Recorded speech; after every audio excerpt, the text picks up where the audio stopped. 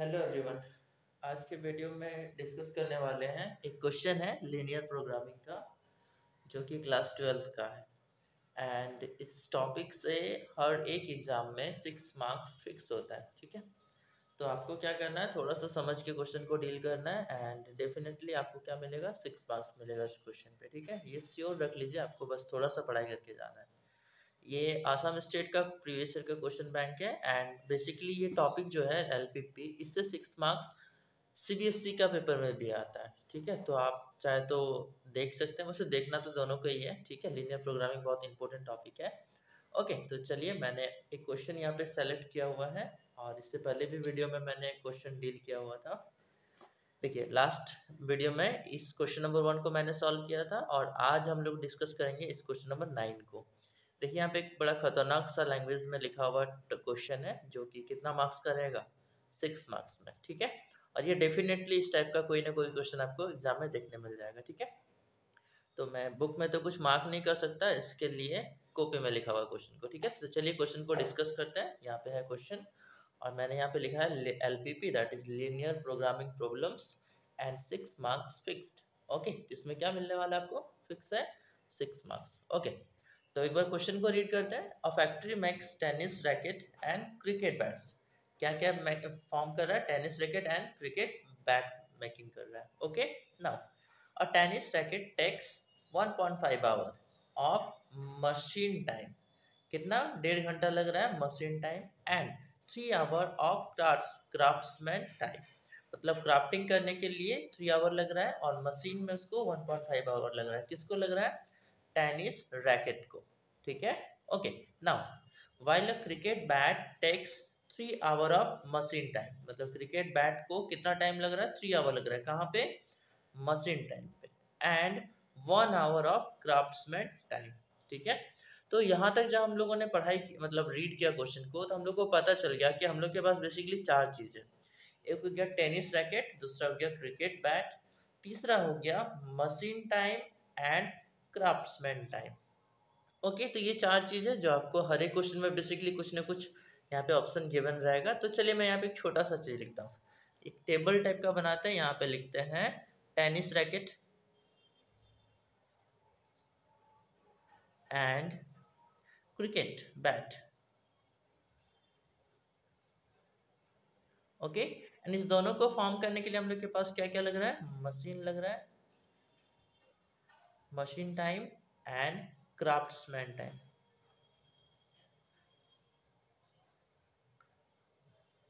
अब एक छोटा सा यहाँ पे टेबल टाइप का बना देते हैं, लाइक इस टाइप का।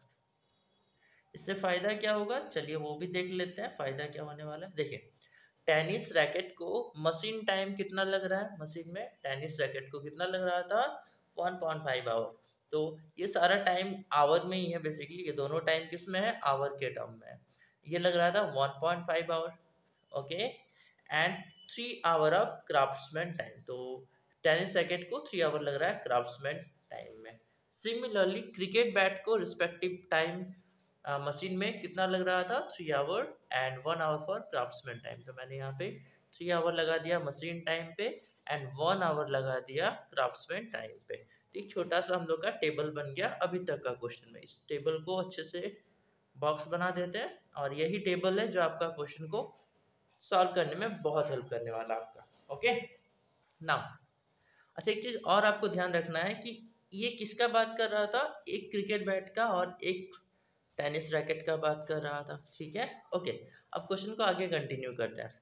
इन a day the factory has a availability of not more than 42 hour of machine time, मतलब जो मशीन टाइम है वो मैक्स नॉट मोर देन मतलब ज़्यादा से ज़्यादा 42 आवर ही चलने वाला है। कौन, मशीन टाइम। तो मैंने यहाँ पे टेबल में एक और कॉलम बना दिया।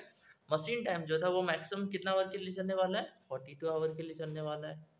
ठीक है, and 24 hour of craftsman time, that is what, 24 hour यहाँ पे चलने वाला है क्राफ्ट्समैन टाइम वाला टर्म। ठीक है, okay, if the profit on racket and on a bat is 20 rupees and 10 rupees respectively, मतलब एक रैकेट पे 20 रुपीज़ का प्रॉफिट होने वाला है और एक क्रिकेट बैट में 10 रुपीज़ का प्रॉफिट होने वाला है। ठीक है, then find the maximum profit, किसका फाइंड करना है, मैक्सिमम प्रॉफिट को फाइंड करना है of the factory when it works at a full capacity. Okay, तो अभी तक हम लोगों ने सिर्फ क्वेश्चन को ध्यान से समझा, अब इसको सॉल्व करते हैं। ठीक है, सॉल्व करना वैसे स्टार्ट हम लोग कर भी दिए हैं। तो आपको बेसिकली यहाँ पे तीन एजम्पशन करना पड़ेगा। ठीक है, let x equals to number of tennis racket and y is equals to number of cricket bat. Okay, and one more thing, चाहे तो आप z भी लिख सकते हैं, दिस इज द प्रॉफिट। किसका प्रॉफिट, टोटल प्रॉफिट का बात कर सकते हैं, किसका बात कर रहे हैं, टोटल प्रॉफिट का बात कर रहे हैं। ठीक है, ओके, अब हम लोग क्या करेंगे, थोड़ा सा कंस्ट्रेंट बनाने वाले हैं और प्रॉफिट का भी हम लोग देखने वाले हैं। क्या करना था, प्रॉफिट को मैक्सिमम प्रॉफिट बोला था, तो यहाँ पे लिख देते हैं मैक्सिमाइज z मीन्स प्रॉफिट। और z का वैल्यू कितना दिया हुआ था, देखिए एक क्रिकेट रैकेट का प्रॉफिट था 20 रुपीज, और हम लोग के पास टोटल कितना क्रिकेट टेनिस रैकेट था, टेनिस रैकेट था हम लोग के पास x, जो कि हम लोगों ने एज्यूम किया था। तो एक का प्रॉफिट अगर 20 रुपया है तो x का प्रॉफिट कितना हो जाएगा, x का प्रॉफिट हो जाएगा 20 of x। Okay, and similarly bat में कितना प्रॉफिट था, एक बैट में 10 रुपीज, और हम लोग के पास टोटल नंबर ऑफ बैट कितना हम लोगों ने एज्यूम किया था, y, that is what is the profit for bat plus 10 of y। Okay, तो ये क्या बन गया हम लोग के पास, z, जो कि क्या है, प्रॉफिट है, जिसको हम लोग को क्या करना है, मैक्सिमाइज करना है। ओके, अब सिमिलरली इसी तरह से हम लोग इस टेबल का यूज करके कंस्टेंट बनाने वाले हैं। कंस्टेंट मतलब आप लोग को पता होगा, जो कि इनइक्वालिटीज होता है, जिसका हेल्प से हम लोग z को मैक्सिमाइज या तो मिनिमाइज करने वाले हैं। यहाँ पे एक चीज और लिख देते हैं, not more than that, not more than, not more than का मतलब होता है लेस देन। ठीक है, less than 42 hour and 24 hour respective. Okay, तो चलिए अब कंस्ट्रेंट बनाते हैं इस टेबल का हेल्प से हम लोग, अब देखते हैं क्या होता है। हम लोग मशीन टाइम का बात करते हैं, एक टेनिस रैकेट को कितना टाइम चाहिए, 1.5 आवर, और हम लोग के पास कितना टेनिस रैकेट है टोटल, x, तो टोटल कितना चाहिए, x टेनिस रैकेट के लिए कितना टाइम चाहिए होगा, 1.5 इंटू एक्स, तो मैंने यहाँ पे लिख दिया 1.5x। Okay, plus cricket bat, एक क्रिकेट बैट के लिए 3 आवर चाहिए था, और हम लोग के पास टोटल कितना क्रिकेट बैट है, y, तो 3y, तो this is 3y, and 42 hours से कम होना चाहिए, not more than, that is less than equals to how much, 42 हो जाएगा। ठीक है, सिमिलरली अगर हम लोग क्राफ्ट्समैन टाइम का बात करेंगे, तो एक टेनिस रैकेट को 3 आवर चाहिए था, तो टोटल x हम लोग के पास है, तो 3x हो जाएगा, this is thrice of x। And similarly cricket bat, एक क्रिकेट बैट को 1 आवर चाहिए था, तो y क्रिकेट बैट है, दैट इज 1 इंटू y, तो plus y, which is what, less than equals to how much, 24 hour के लिए चल रहा था, तो दिस इज 24। तो ये हम लोग के पास दूसरा इनइक्वालिटी आ गया। और वन मोर थिंग, कि ये x क्या है, नंबर ऑफ टेनिस रैकेट है ना, तो this can always be greater than equals to 0। ऐसा तो नहीं है ना कि नेगेटिव में टेनिस रैकेट बनाने लग गया फैक्ट्री। ठीक है, and similarly y is also greater than equals to 0, मतलब क्रिकेट बैट भी क्या होगा, या तो 0 बनाएगा, मतलब हो सकता है नहीं बनाया है, या तो उससे ज़्यादा ही बनाएगा। ठीक है, तो नेगेटिव में तो हो नहीं सकता है। ओके, तो सबका नेमिंग कर देते हैं, 1 2 3 एंड 4। अब आपको ये जो क्वेश्चन है, ये प्रीवियस क्वेश्चन के जैसा बन गया, जो कि क्वेश्चन नंबर 1 में मैंने डिस्कस किया था लास्ट वाले वीडियो में, उसके जैसा बन गया। अब आपको क्या करना है, इस चारों कंस्ट्रेंट को एक ही डायग्राम में प्लॉट करना है, एंड देन जो एरिया बाउंडेड होगा उसमें हम लोग को z को मैक्सिमाइज करना पड़ेगा। ठीक है, तो चलिए एक एक करके सबको सॉल्व करते हैं और डायग्राम प्लॉट करते हैं। ठीक है, the first one is what, 1.5x 1.5x plus 3y and this must be less than 42। तो आपको क्या करना है, आप चाहे तो 1.5 कॉमन लेके इसको सिंप्लीफाई कर सकते हो, अदरवाइज डायरेक्टली भी हम लोग इसको बना सकते हैं। तो चलिए देखते हैं इसको कैसे बनाते हैं। अगर आप यहाँ पे टेबल लेते हैं, अच्छा यहाँ पे इक्वल्स टू कर देते हैं फिलहाल। ठीक है, लेस देन को हम लोग नहीं ड्रॉ करते हैं, हम लोग इक्वल्स टू लेके करते हैं। Okay, now if you take coordinates like for x and for y, if you take x equals to 0, if x equals to 0 then y equals to what 3y equals to 42 that is y equals to 42 by 3 that is 14 हो जाएगा, ठीक है। And similarly अगर आप y को 0 लेते हो, अगर आप y को 0 लेते हैं तो 1.5 x इक्वल्स टू 42। अगर आप इसको फर्दर सॉल्व करते हैं that is 1.5 x equals to 42 that is x equals to कितना हो जाता है 42 बाई 1.5। ये कैंसिल, दिस इज 10, 2 5 जा 10 एंड 3 5 जा 15 एंड 3 का टेबल में 42 आता है, 14 के टेबल में 14 इंटू 2 कितना होता है 28। तो आपके पास कितना कोऑर्डिनेट मिला 0,14 and the second one is 28,0। ठीक है, अब हम लोग ये काम करते हैं और वो काम क्या है चलिए देखते हैं। यहाँ पे हम लोग डायग्राम प्लॉट करते हैं। This is x axis and this one is y axis. The coordinates are 0,14। 0,14 कहाँ पे होने वाला है, कुछ यहाँ पे एज्यूम कर लेते हैं। This point is 0,14 and 28,0। 28,0 हम लोग कुछ दूर पे एज्यूम कर लेते हैं। This is 28,0। अब लाइन प्लॉट कर दिया हम लोगों ने, ठीक है।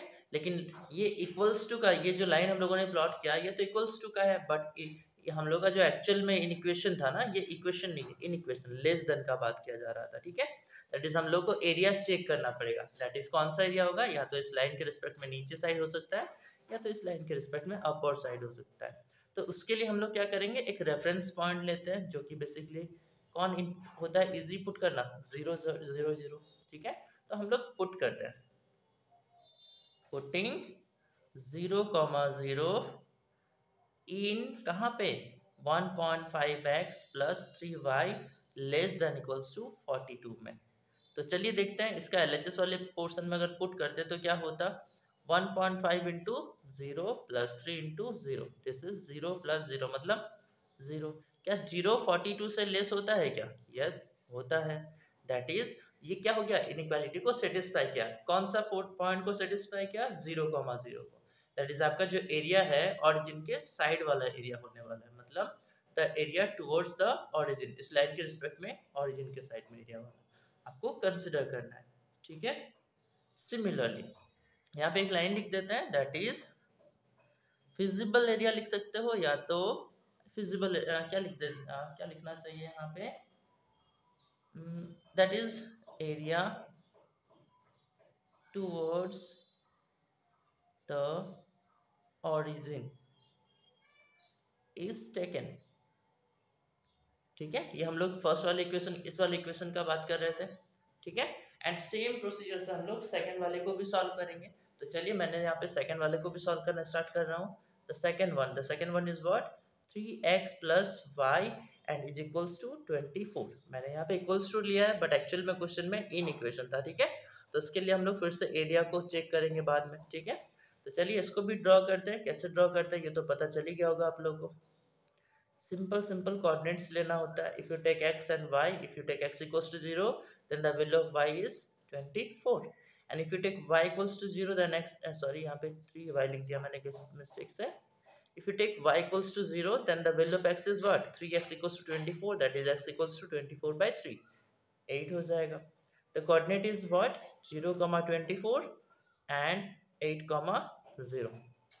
अब आपको क्या करना है, इस दोनों पॉइंट को सेम ड्राइंग पे प्लॉट करना पड़ेगा। 0,24 ऑब्वियस सी बात है 14 के रिस्पेक्ट में ऊपर ही होने वाला है 0,24 एंड 8,0। द 8,0 कहाँ पे होगा, 8,0 कुछ इस साइड में होने वाला है, यहाँ पे एज्यूम कर लेते हैं दिस इज 8,0। अब आप इसको ड्रॉ करते हैं तो एक लाइन मिला, ये आपका फर्स्ट लाइन था, ये आपका सेकेंड लाइन है, ठीक है ना। अब इस लाइन के रिस्पेक्ट में भी देखिए, ये बेसिकली ये जो हम लोगों ने प्लॉट किया लाइन, ये इक्वल्स टू का केस है, बट क्वेश्चन में इनइक्वालिटी था, दैट इज लेस देन 24 था। तो आपको फिर से क्या करना पड़ेगा, कोई एक रेफरेंस पॉइंट एज्यूम करके चेक करना पड़ेगा कि वो उस लाइन के रिस्पेक्ट में कौन सा एरिया होगा। इस लाइन के रिस्पेक्ट में ये साइड वाला एरिया भी हो सकता है, लाइक इसके इधर वाला, या तो इस लाइन के अपोजिट साइड वाला एरिया भी हो सकता है। तो उसके लिए हम लोग फिर से क्या पुट करेंगे, कोई भी आप पॉइंट पुट कर सकते हैं, 28,0 भी पुट कर सकते हैं, 0,14 भी पुट कर सकते हैं, या तो 0,0 भी पुट कर सकते हैं। तो मेरा सजेशन ये है कि आप लोग 0,0 पुट करेंगे तो ज़्यादा बेटर होगा, ठीक है। तो यहाँ पे फिर से हम लोग वही चीज़ लिखने वाले हैं, पुटिंग कहाँ पे क्या पुट करने वाले हैं चलिए देखते हैं। Putting 0,0 in 3x plus y less than equals to 24। तो इसका जब LHS साइड में आप पुट करते तो कितना आता है value 3x plus y and you have the value 3 into 0 plus 0 which means 0। क्या 0 लेस देन 24 होता है क्या? यस होता है, ऑब्वियस सी बात है। तो क्या हो जाएगा, ये जो लाइन जो था, ये जो लाइन था बेसिकली उसके ऑरिजिन के साइड वाले एरिया को हम लोग रिक्वायर्ड बोलने वाले हैं। मतलब इस वाले लाइन के रिस्पेक्ट में ऑरिजिन का साइड मतलब दिस साइड, ठीक है। ये एरिया आपको लेना पड़ेगा और इस लाइन के रिस्पेक्ट में भी इसी साइड का था, ठीक है। तो ये हम लोग ने सेकंड वाले को भी पुट कर फाइंड कर लिया, that is area towards the origin is taken। Okay तो हम लोग सेकंड वाले के लिए भी फाइंड कर लिया एंड थर्ड एंड फोर्थ बचा हुआ है। थर्ड एंड फोर्थ आप लोग को ऑलरेडी पता है। थर्ड एंड फोर्थ क्या होता है, x इक्वल्स टू 0 मतलब y axis and y equals to 0 मतलब x एक्सिस, और x इज ग्रेटर देन 0 का मतलब x का पॉजिटिव वैल्यू लेना है and y is greater than 0 का मतलब y का पॉजिटिव वैल्यू लेना है। तो ये बहुत ही इजी था। This is the third one, ये जो लाइन है ये आपका थर्ड वाला है एंड ये x एक्सिस जो है ये फोर्थ वाला है। थर्ड वाले में पॉजिटिव साइड को लेने बोला गया, मतलब इस साइड वाले एरिया को लेने बोला गया है एंड फोर्थ वाले में ग्रेटर देन 0 मतलब ऊपर साइड का एरिया को निकाल लेने बोला गया है। ओके तो हम लोगों ने सबको प्लॉट कर दिया। अब आपको क्या करना है, एरिया सेट करना है। कौन सा एरिया सेट करेंगे, जो चारों इनइक्वालिटी मिलके बोल रहा था। तो देखिए ध्यान से, फर्स्ट वाला बोल रहा था नीचे साइड लेने के लिए, सेकंड वाला बोल रहा था इधर वाला लेने के लिए, थर्ड वाला बोल रहा है ये साइड जाओ एंड फोर्थ वाला बोल रहा है ऊपर साइड जाओ। तो आप थोड़ा सा दिमाग लगाओगे तो पता चलेगा कि ये वाला एरिया जो है सब मिलके बोल रहा है कि आराम से आप लोग ले लीजिए, कोई प्रॉब्लम नहीं होने वाला है। तो ये हो जाएगा हम लोग का बेसिकली रिक्वायर्ड एरिया, जहाँ पे हम लोग को प्रॉफिट को मैक्सिमाइज या मिनिमाइज करना था, ठीक है। तो बेसिकली क्या करना होता है, कॉर्नर पॉइंट फाइंड करना होता है। तो चलिए नेमिंग कर देते हैं। This is origin that is O मान लेते हैं, आप चाहे तो ABCD भी मान सकते हो। This point is A, this point is B and this point is C। अगर आप ध्यान से देखोगे तो O का कोऑर्डिनेट 0,0 है, A का कोऑर्डिनेट 8,0 है, B का फिलहाल पता नहीं है एंड C का कोऑर्डिनेट है 0,14।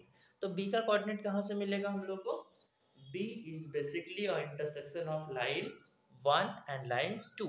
अगर आप इक्वेशन लाइन 1 और लाइन 2 को सॉल्व करेंगे तो क्या मिलेगा, XY का वैल्यू जो कि कोऑर्डिनेट ऑफ B हो जाएगा, ठीक है। तो यहाँ पे मैं यहाँ पे नीचे लिख रहा हूँ और सॉल्व कर रहा हूँ। यहाँ पे लिखता है to find coordinate of B। किसको सॉल्व करेंगे, solve 1.5x plus 3y equals to 42 and 3x plus y equals to 24। तो इस दोनों को जब आप सॉल्व करोगे तो एक्स वाई का वैल्यू मिल जाएगा। और सॉल्व करने का तरीका क्या है, सॉल्व करने का तरीका आप एलिमिनेशन मेथड, इस पूरे इक्वेशन को 1 इसको 2 ले लेते हैं, इस इक्वेशन को हम लोग 2 से मल्टीप्लाई कर देते हैं। तो क्या बन जाएगा देखते हैं, चलिए। अगर आप इसको 2 से मल्टीप्लाई करते हैं तो 1.5 into 2 is 3x and plus 6y, 42 into 2 कितना होता है 84 होता है। इसको एज इट इज रहने देते हैं, this is 3x plus y is equals to 24। Minus minus minus subtract करना पड़ेगा and finally what you got, हम लोग को मिल जाएगा। देखिए यहाँ से 3x cancel to each other, 6 minus y is 5y and this is equals to 0 and 6। तो 5y equals to 60 that is y equals to 12 हो जाएगा। y इक्वल्स टू कितना मिला 12 हो जाएगा। अगर आप इस y को इस इक्वेशन में पुट करते 2 में तो इक्वेशन नंबर 2 क्या हो जाता देखिएगा, 3x plus y and the value of y is what 12, this is equals to 24, that is thrice of x equals to 24 minus 12 is 12 and so finally x equals to 4।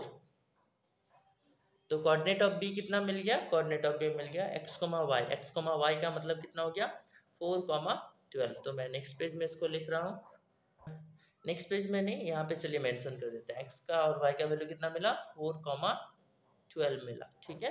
तो यहाँ पे चाहे तो आप ऐसे करके लिख सकते हो, b इज बेसिकली 4,12। ओके तो हम लोगों ने क्या कर दिया, सारे कोऑर्डिनेट्स को फाइंड कर लिया, मतलब कॉर्नर पॉइंट का कोऑर्डिनेट को, o का, a का, b का एंड c का। अब एक लास्ट प्रोसेस स्टेप बचा हुआ है, और वो लास्ट स्टेप क्या है, चलिए नेक्स्ट पेज में डिस्कस करते हैं। यहाँ पे लिखते हैं टू मैक्सिमाइज जेड। अगर क्वेश्चन में मिनिमाइज लिखा रहता तो आप मिनिमाइज लिखते हैं। आपको सिंपल एक टेबल बनाना है जिसमें होता है पॉइंट या तो कॉर्नर पॉइंट, एक में होता है x, एक में होता है y and the third one is z। तो एक टेबल बना दिए यहाँ पे। अब ये टेबल कैसे बनेगा वो भी आप लोगों को पता होना चाहिए। The corner point is O, A, B and C. O का कोऑर्डिनेट 0,0 था जो कि मैंने यहाँ पे लिख दिया। ए का कोऑर्डिनेट पीछे जाके देख लेते हैं, ए का कोऑर्डिनेट है 8,0, तो मैंने सेकेंड टेबल में 8,0 लिख दिया। बी का कोऑर्डिनेट अभी हम लोगों ने फाइंड किया था 4,12, this is 4,12 and the coordinate of C is what, coordinate of C is 0,14, 0,14 and the value of z, z का वैल्यू कितना था अगर आप याद होगा तो, चलिए याद तो मुझे भी नहीं है। z is what 20x plus 10y, तो मैंने यहाँ पे फिर से लिख दिया z equals to 20x plus 3y, sorry 10y, 20x plus 10y। तो आपको क्या करना है, उसके रिस्पेक्ट में z का वैल्यू फाइंड करना है फॉर ईच कॉर्नर पॉइंट। तो ये बहुत ही इजी है। क्या हो जाएगा देखते हैं। This can be written as 20 into 0 plus 10 into 0, that means 0 plus 0 is 0 हो जाएगा। सेकेंड केस 20 इंटू एक्स का वैल्यू है 8 प्लस 10 इंटू वाई का कोऑर्डिनेट है 0, दैट इज 80 इंटू 20 कितना होता है 160 हो जाएगा। ठीक है। थर्ड वन मतलब 20 इंटू 4 प्लस 10 इंटू 12 कितना हो जाएगा, 20 into 4 is 80 plus 120 that is 200 and the last one that is 20 into 0 plus 10 into 40 which means 140। आपको क्या करना था, मैक्सिमाइज करना था। तो आपका फाइनल आंसर कौन सा होना चाहिए, जेड का मैक्सिमम वैल्यू कहाँ पे मिला है 200 ना, तो ये आपका आंसर हो जाएगा। तो आपको एक लाइन यहाँ पे लिख देना पड़ेगा, दस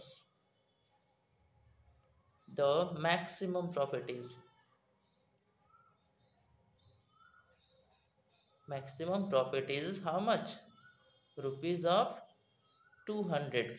अगर आपसे पूछा गया होता है कि उसने कितना नंबर ऑफ बैट और कितना नंबर ऑफ टेनिस रैकेट बनाया था, तो वहाँ पे लिख सकते हैं टेनिस रैकेट कितना, यहाँ पे टेनिस रैकेट लिख दें,